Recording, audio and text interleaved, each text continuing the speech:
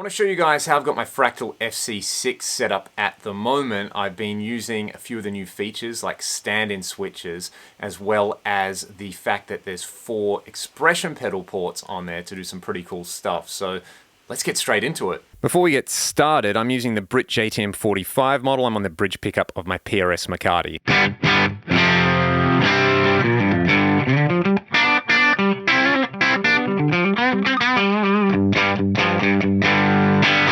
Nice edge of breakup tone right there.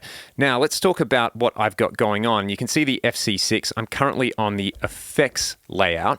If I hold down this button on any layout of my FC-6, it takes me back to the scenes. You can see this preset has 4 scenes.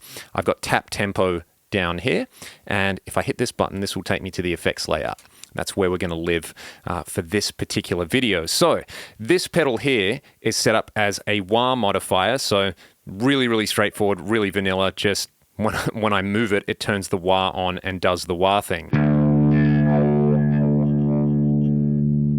So not too exciting there. What I want to talk about first is this little box I've got here. So essentially this wah pedal is just a potentiometer that you've hooked up to this particular pedal that lets you move it with your foot. That goes to a TRS jack that connects here to the FC-6. So taking that same idea, these 3 controls are just potentiometers hooked up to a TRS jack that go into the other things. So it's the exact same mechanism, and I can assign them to various parameters in my preset. This guy here is assigned to the drive control of this drive block that I can activate down here. So what I'll do is I'll turn the drive on, and much like a real pedal, I can just move this, and it's going to behave exactly like a real drive pedal.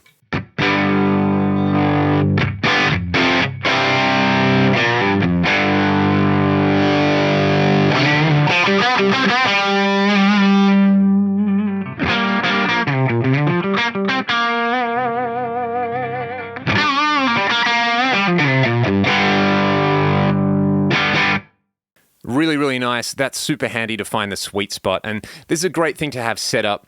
For example, I might assign this to the input drive of my amp block so that when I switch guitars, I can just compensate for the difference in pickup output, which I think is pretty cool. Okay, the next control I've got set up, I've attached this guy to the delay feedback parameters. So I'm going to turn the delay on, and I'll play around with this knob to give you an idea of what that does.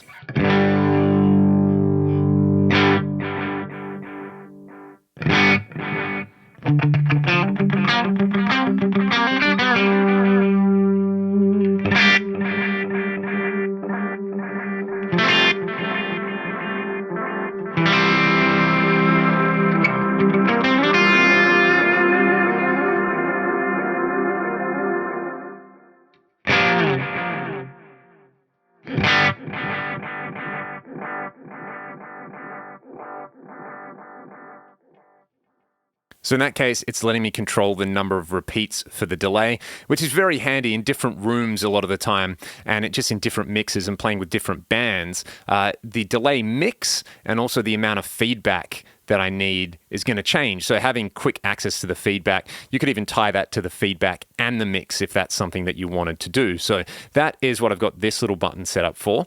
And then finally, the last button is set up with the Plex Reverb just to control its mix. Very similar kind of situation to what I was just talking about. You know, different rooms, different bands, you're going to want a different mix going on there. I'll show you what that does.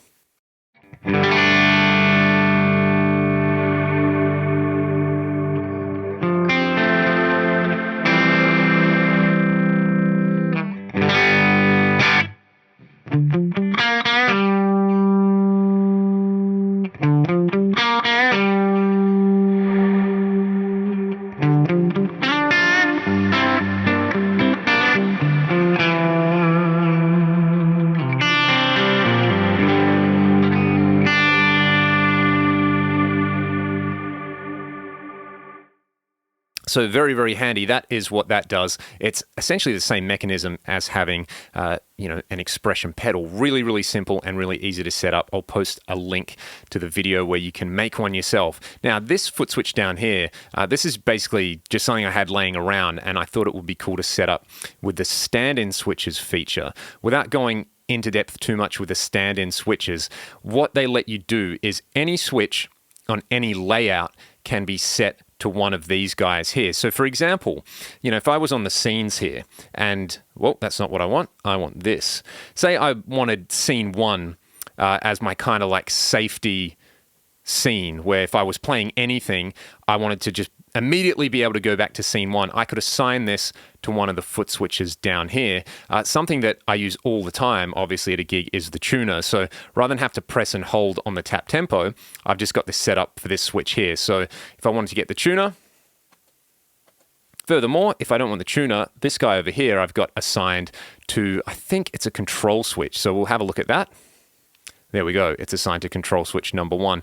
I think in my scene down here that is a C++, I've assigned this control switch to the fat switch in the amp block. Let's have a listen.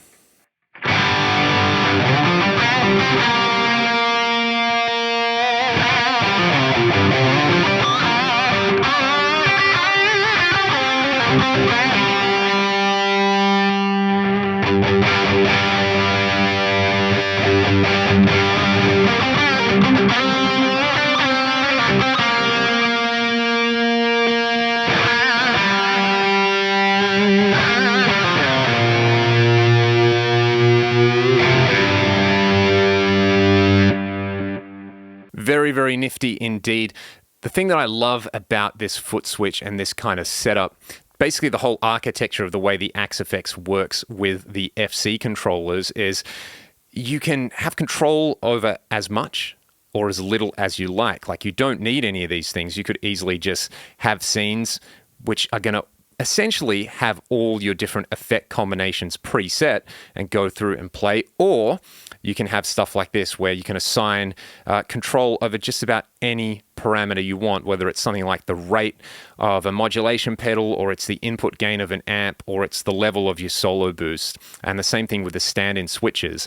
They become independent of a layout. So say you want to be able to toggle between 2 scenes using this thing, but staying on your effects layout, you can do that really, really easily. So that is how I'm using the FC-6 at the moment. I think what I'm going to do with this box down here is build a little 4-button foot switch so that I can have 4 stand-in switches, which essentially makes this an FC-10 with 4 expression controllers. And as you can see, it's pretty small, pretty compact, and super powerful.